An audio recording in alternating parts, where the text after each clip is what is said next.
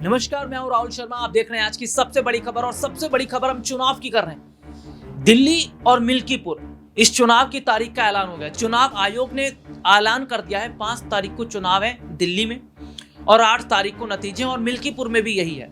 लेकिन अब सबसे बड़ी बात मैं यहाँ पर मिल्कीपुर की कर रहा हूँ क्योंकि अयोध्या की मिल्कीपुर सीट है और अयोध्या में समाजवादी पार्टी ने जीत हासिल की।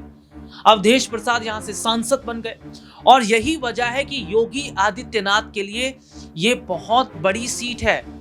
इस सीट पर पूरी ताकत योगी आदित्यनाथ क्या लगा पाएंगे।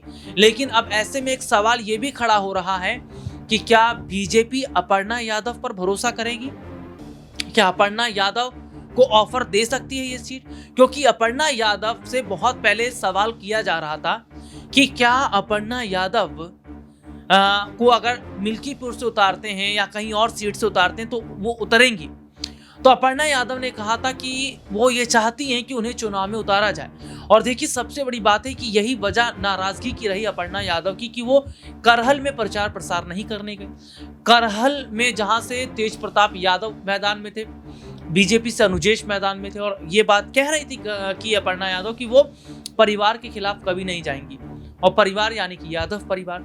तो ऐसे में ये देखा जा रहा है कि चलिए ठीक है, आपने करहल में चुनाव नहीं लड़ा, वहां से परिवार के लोग खड़े थे, लेकिन मिल्कीपुर सीट अगर ऑफर की जाती है तो क्या मिल्कीपुर सीट का ऑफर स्वीकार कर लेंगे अपर्णा यादव? लेकिन यह भी देखा जा रहा है कि अगर अपर्णा यादव को मिल्कीपुर सीट नहीं मिलती तो वो बीजेपी का साथ छोड़ देंगी, क्योंकि पहले खबरें चल रही थी कि अपर्णा यादव बीजेपी का साथ छोड़कर समाजवादी पार्टी की तरफ जा सकती हैं। और इसमें कोई दो राय नहीं कि अपर्णा यादव और बीजेपी के बीच की जो नाराजगी इतनी बढ़ गई थी कि बात अमित शाह तक आ गई थी।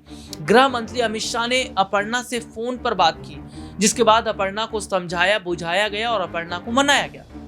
लेकिन अब अपर्णा यादव के लिए यह बहुत बड़ी बात रहेगी, क्योंकि कब तक एक महिला उपाध्यक्ष के पद पर रहेंगे अपर्णा यादव। और सीधे तौर पर देखा जा रहा है कि बीजेपी अगर अपर्णा यादव पर भरोसा नहीं करती है तो इसका मतलब बीजेपी में अपर्णा यादव का कोई राजनीतिक कद नहीं है। क्या बीजेपी चाहती नहीं है अपर्णा यादव को ऊपर उठाया जाए, बढ़ाया जाए? और क्या अपर्णा यादव बीजेपी का साथ छोड़ समाजवादी पार्टी की तरफ जाते हैं तो क्या यहां से वो बहुत बड़ी जीत हासिल कर पाएंगे? और क्या समाजवादी पार्टी में अपर्णा यादव का दायित्व, वर्चस्व बढ़ पाएगा? आज के लिए इतना ही। आपसे फिर दोबारा मुलाकात होगी, तब तक ले इजाजत दीजिए। नमस्कार।